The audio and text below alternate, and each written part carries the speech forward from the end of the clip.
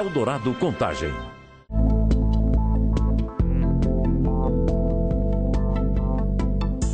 No Dia Nacional de Paralisação, diversas categorias de trabalhadores em Belo Horizonte, na região metropolitana, fizeram protesto contra a lei da terceirização.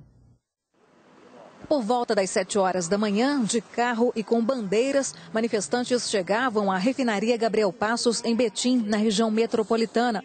Militares acompanhavam a movimentação. No Dia Nacional de Paralisação de diversas categorias, um grupo de petroleiros e metalúrgicos protestou com carro de som e faixas a favor da Petrobras e contra o projeto de lei 4.330 de 2004, aprovado na semana passada pelo plenário da Câmara, que amplia a terceirização, ou seja, empresas poderiam contratar trabalhadores para exercer qualquer função sem o processo de concurso público. A expectativa da organização do protesto era que houvesse um número maior de manifestantes aqui no local, mas isso acabou não ocorrendo e em menos de uma hora da manifestação, o grupo se dispersou.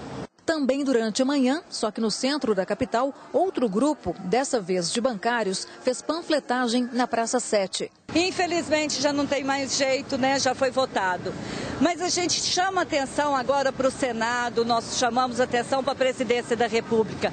Terceirizar o serviço bancário é acabar com a categoria bancária. O ato não prejudicou o trânsito, que fluiu normalmente na Praça 7. Na véspera da paralisação nacional, em sessão de votação nesta terça-feira, deputados aprovaram o destaque que exclui empresas públicas e de economia mista da terceirização, medida que, segundo o Sindicato dos Bancários, dividiria a categoria. Vão ficar de um lado os bancos públicos e de outro lado os bancos privados. E não é isso que a gente quer, nós queremos a unidade, a união de todos os trabalhadores bancários.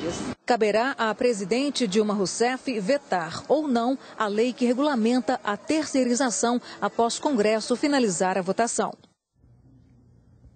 Agora à tarde, manifestantes voltaram às ruas, dando continuidade ao movimento do Dia Nacional de Paralisação.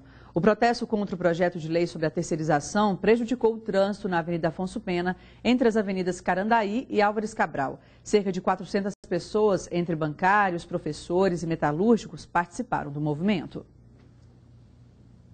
E agora, futebol no México. O Atlético tem pela frente o Atlas, time que saiu vitorioso no Independência por 1-0. O jogo decisivo desta quarta-feira é visto como uma revanche para os alvinegros. Quando a esperança permanece viva. Batalhar bastante, né? Mas firme e forte, a gente vai ganhar essa. Eu acredito sempre. Com certeza, sempre. Eu acredito sempre. Uma vez até morrer. Quando os jogadores recebem a confiança da torcida. A minha esperança é o Lucas Prato. Ele e o Luan. Eu acho que os dois vão decidir o jogo. Argentino aí, brigador, guerreiro. Quando só a vitória interessa. Hora da revanche. 2-1 Galo. O Atlético é o terceiro do Grupo 1 da Libertadores. O time precisa vencer o Atlas para manter viva a esperança de classificação para as oitavas. Um resultado positivo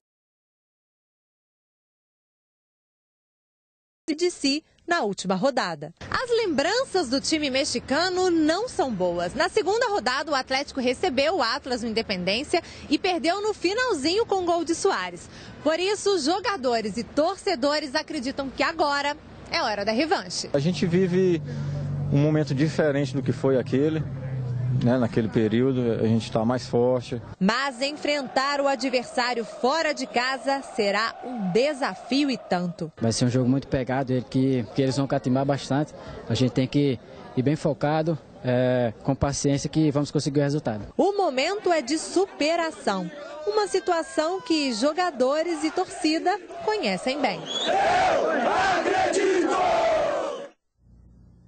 E o zagueiro Leonardo Silva e o lateral direito Marcos Rocha foram vetados pelo Departamento Médico do Atlético e não jogam a decisão. Os titulares serão Ed Carlos e Patrick.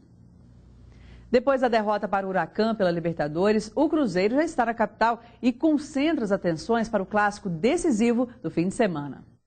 Um time cansado. Eu acho que se você jogasse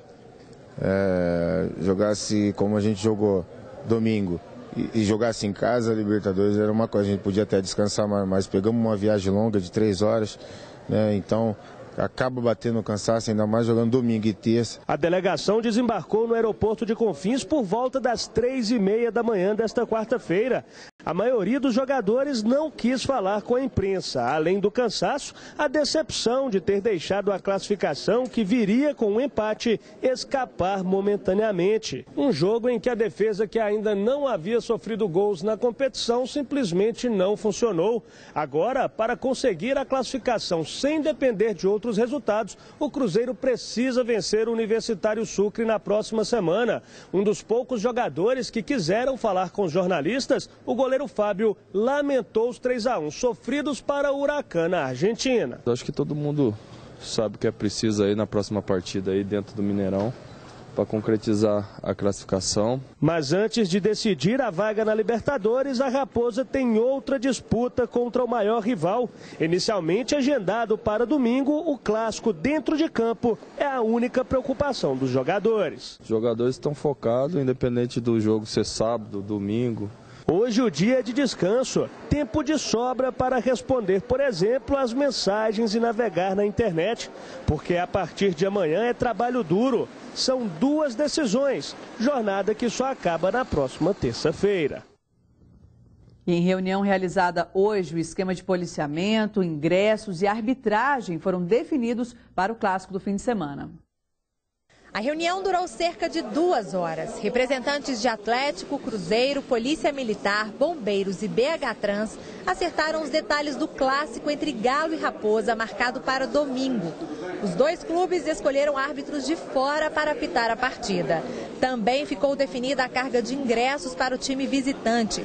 O Atlético terá direito a 6.043 bilhetes, além dos 850 ingressos no setor Minas Arena. O Atlético já requisitou em ata, né, que o seu torcedor compareça e fará a venda assim que tivermos disponíveis esses ingressos. A Polícia Militar prepara um esquema especial de segurança para o evento. Todo torcedor atleticano adentrará ao estádio do Mineirão através do Mineirinho, pela rampa de integração, e o portão A, que será conduzido pela Polícia Militar até a arquibancada, o local destinado a ele pelo Cruzeiro, que é o time mandante. O que ainda não está definido é a data do jogo. Ao final da reunião, representantes dos 2 clubes falaram com a imprensa sobre o impasse. O Cruzeiro não aceita que a partida seja no domingo, alegando que seria prejudicado, já que entra em campo novamente na próxima terça-feira pela Copa Libertadores. A diretoria celeste já entrou com um mandado de garantia para que a data seja antecipada para sábado. Vamos aguardar uma posição do presidente, se ele vai deferir ou não esse mandato, para que se respeite o regulamento, para que se respeite o prazo de que se determina para um atleta jogar. O diretor jurídico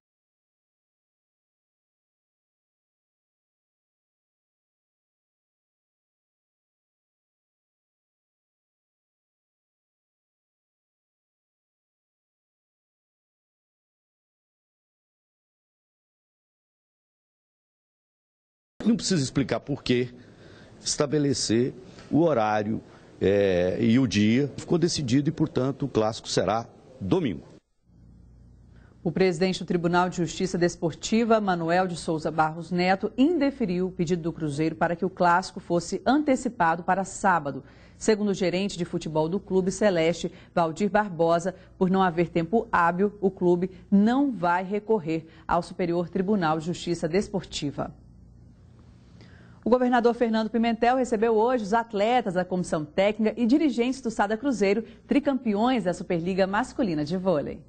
O governador cumprimentou todos os jogadores e a comissão técnica da equipe cruzeirense. Uma homenagem para o time que conquistou pela 3ª vez a Superliga Masculina de Vôlei e ainda o título inédito da Superliga B, com atletas da categoria juvenil. Para Minas é um grande orgulho ter uma equipe como essa, ter essa demonstração de competência, de profissionalismo no nosso voleibol. Pimentel recebeu uma camisa do Cruzeiro e uma réplica da medalha conquistada pelo time. Depois, participou da foto oficial junto com os jogadores. Minas Gerais já era a capital do vôlei e a cada título que a gente ganha se consolida mais ainda como a capital do vôlei brasileiro e mundial. E os objetivos da equipe de vôlei não param só na Superliga, não. A próxima meta é conquistar o bicampeonato mundial, que acontece em outubro aqui em Belo Horizonte. Tentamos de conquistar tudo o que jogamos, sabemos que é muito difícil, o próximo objetivo é o Mundial de Clubes.